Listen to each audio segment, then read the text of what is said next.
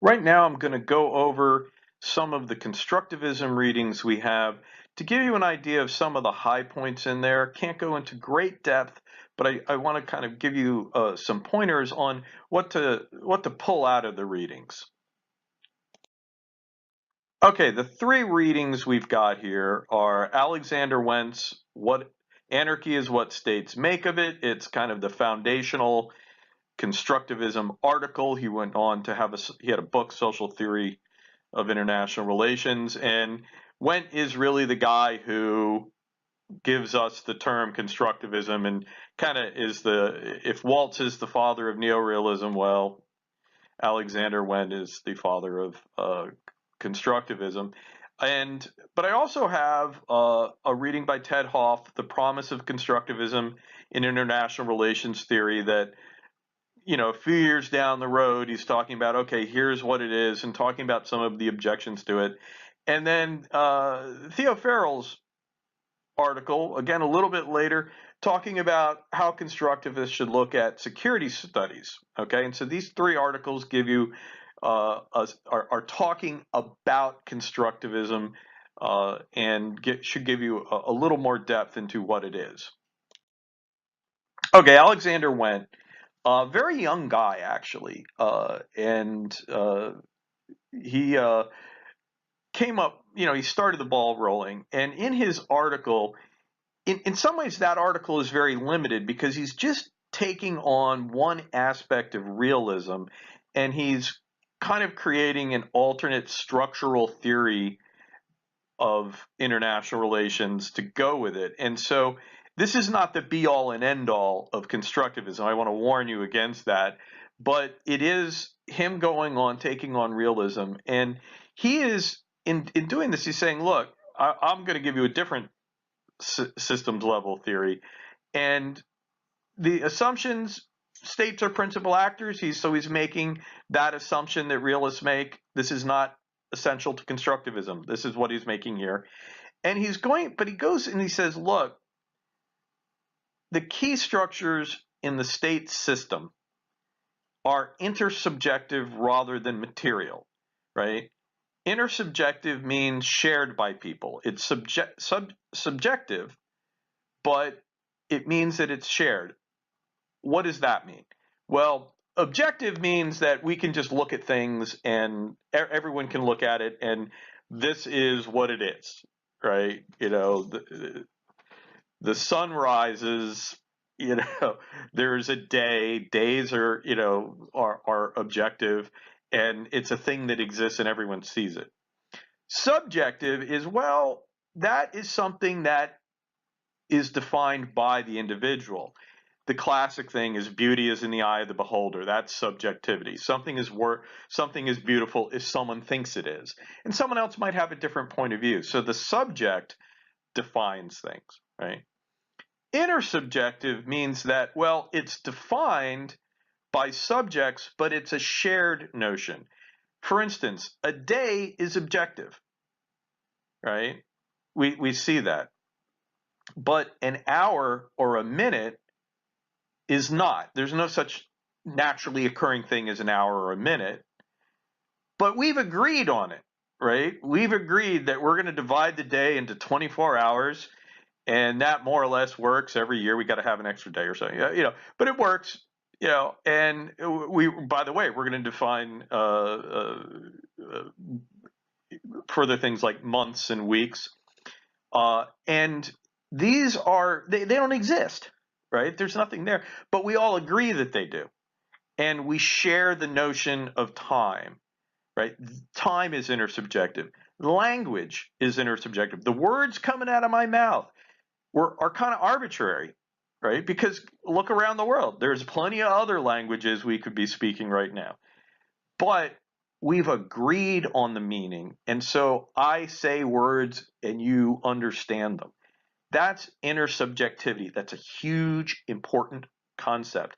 And he is saying that the shared ideas, the ideas that come up in the world that are shared among states, are really the key structure of the international system. I know I took a lot of time with that, but that's a huge concept here. goes on to say state identities and interests are an important part of this system, and they're constructed by the social structures rather than given exogenously. Exogenously means it comes from outside the system, right? When we talk about something being endogenous in theories, we're saying, okay, we're going to try to explain it. When something's exogenous, it's like, well, no, that just comes from outside. That's a given of the theory. We're not trying to explain it. That's the external thing that is coming in and causing our model to work, right? And so he's arguing that state identities and interests are not something that just exists exogenous to this system, either by human nature, as the classical realists kind of put it, or domestic politics, as kind of in liberalism, the liberal idea is that states come into the system and they have domestic interests that they then pursue. And the idea he's getting at is that you don't come into the game of international relations and remain unchanged by it.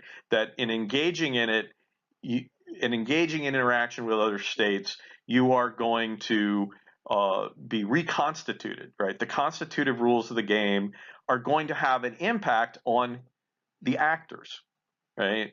Someone goes and plays football a lot, they become a football player. Is that an identity? Is that something different than a normal person? I'm a football player. Have you changed your definition of self, definition of what you're interested in life, right? Does the game change the player, right? Is kind of what they're getting at here. So his dependent variables are state identity and state interests. And he's kind of arguing that, in realism, you take that as given, right? We assume at the beginning that states are self-interested and that they maximize security, and we kind of take out of the discussion any concept that can change. We were just saying that's a given.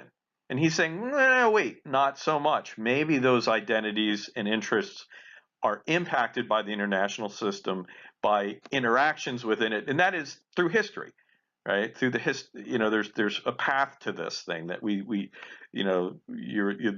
the states are a product of the events and the interactions that have occurred previously. So that's a big part of his point of view here.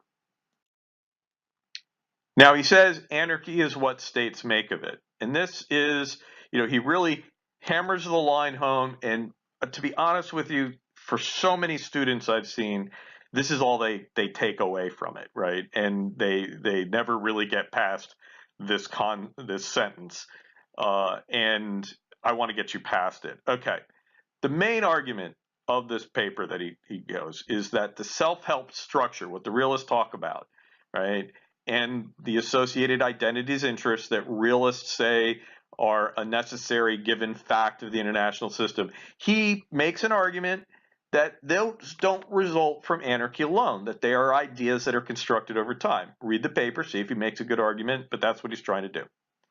And it is through interaction. Nations have constructed constitutive rules, right? Constitutive rules are the rules of the game, right?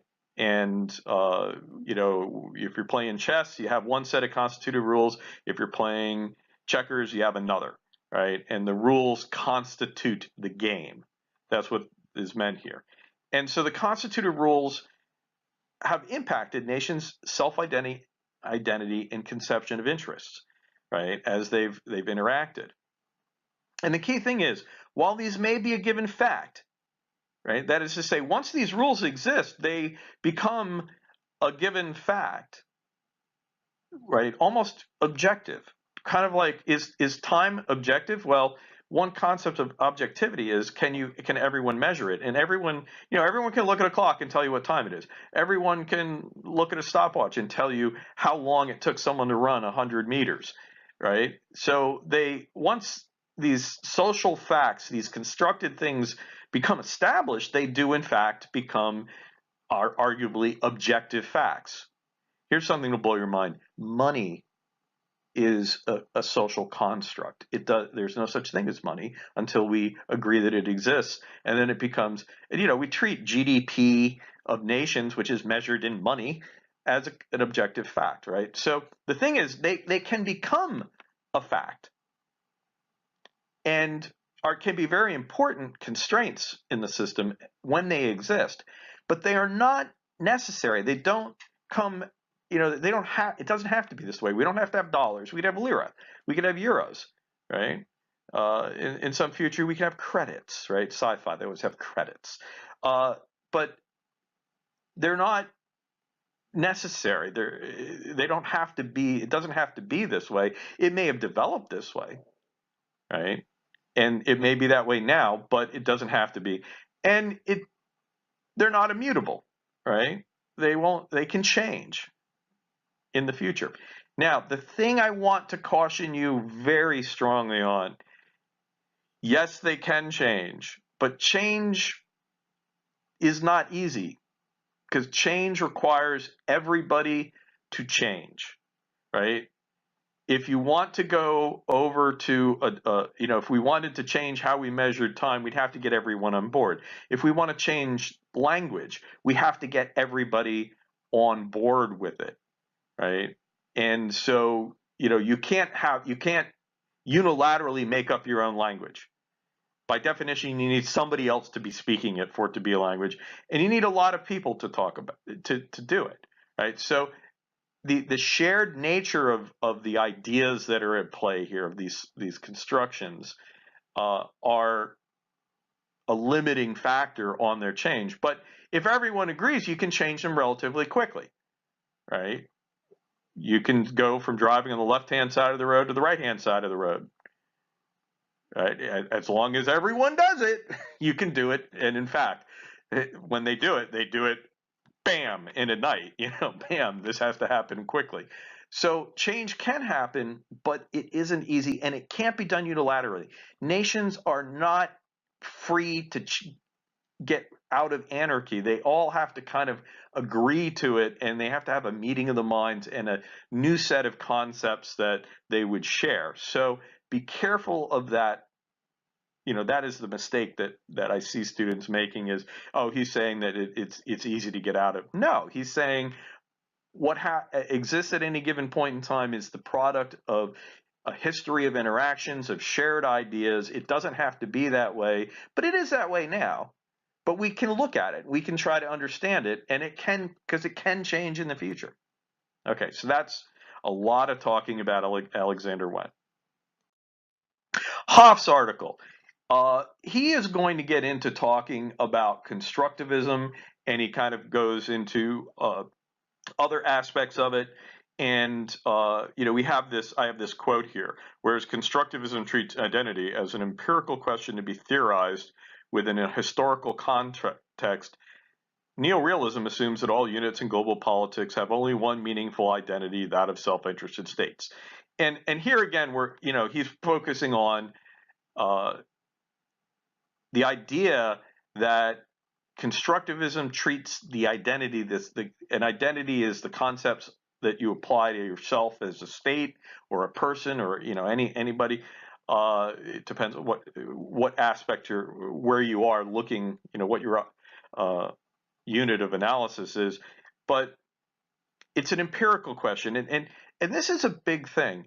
There's a lot of empirical work here. Because while constructivists say ideas are important, intersubjective, ideas, meanings, concepts, that is to say, social constructions, are an important aspect of the international system and an important part of how states behave. The theory we don't say what the content of those things is. Right? We just say, hey, there is an identity. What's the content of it? I don't know. It's an empirical question. We have to look at it in a context at a given point. And so they often say that constructivism does not do a historical theory, meaning theorizing outside of a historical context. So in constructivism, even though it's a theoretical approach, it emphasizes a lot of empirical analysis, right? You have to say, what are the ideas in play? Where did they come from, right? And you might then say, well, where are they going? But you've got to analyze it. So that's a huge thing. it also, the second part of this is constructivism stresses that this proposition exempts theorization from the very fundamentals of political life. That, and that whole, I'll just let you finish reading it, but the whole point is he's making this argument. I've already stated it. He's doubling down on the idea that, hey, look, when you take it as given the way the realists do, you've removed something so important from theorization. You have removed the possibility of saying, well, where do identities come from? Where does this definition of interest? How do states start defining their interests? And that's, where does that come from? And this is a big thing that the constructivists are very focused on. All right, a lot of the article now, a lot of Hopf's article also helps you, and there's a lot of constructivism versus neorealism. And one thing you may get out of this is a sharper understanding of neorealism as they differentiate, or as Hopf differentiates.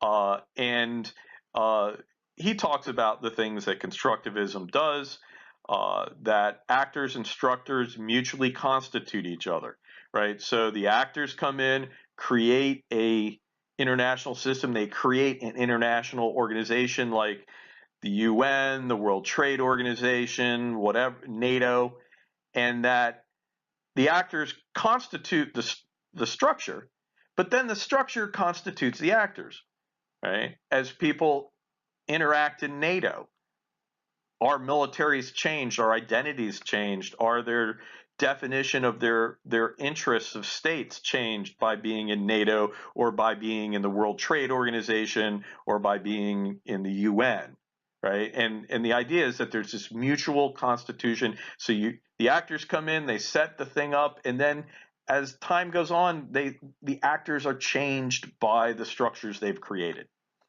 Also, anarchy must be interpreted to have meaning, right? Again, the idea is anarchy doesn't do all the things that realists say it does without you thinking about it, without you saying, well, how should we exist under anarchy? What's the right way to interact with other nations? And or the whether the right way be a normative thing or a realpolitik thing. And then once everyone starts acting that way, well, you have got, maybe you never all agreed to it by sitting down and signing a document, but the concepts of states, of sovereignty, these things are interpretation. These are meanings. These are ideas associated with anarchy, and this is what he means. You have to, actors have to interpret anarchy to give it the meanings, and then the meanings are shared, and they become part of the constituted rules of the game. State interests are part of the process of identity construction. States, as they come to identify themselves, they start to identify. They start to, as part of that identity, define their interests. They say, okay, what's important to us around the world? As China has come to identify itself, getting Taiwan back has become important to them, right? And it's part of their self-meaning as what it is to be China. And well, we want these little chunks of China that have been taken away back, and that is part, an identity, a state identity driving interest. And so you've got, and this is considered to be an important thing, worthy of study, that realists don't. In the realist point of view, no, it's all about power. And a state's interests are objective. They're about maximizing power. They're material and objective. And realists will talk about things that will poo-poo ideas like human rights or what other nations do as not being in your interest, in your state interest. And by making the argument that this isn't in a state's interest, they are essentially, saying, well, that interests are objective. I can look at it and tell you what the state's interests are. Whereas constructivists are like, no, we have to understand where, interests develop as part of identity, and they can be different. And also, there can be commonalities because states have shared meanings, and look at, other nations. It's through interaction that these things develop, i.e. history, which is why you have to be empirical. Power is both material and discursive. Discursive refers to discourse, and ideas have power, and that's beyond. So yeah, there are tanks and there are bombs and there's money.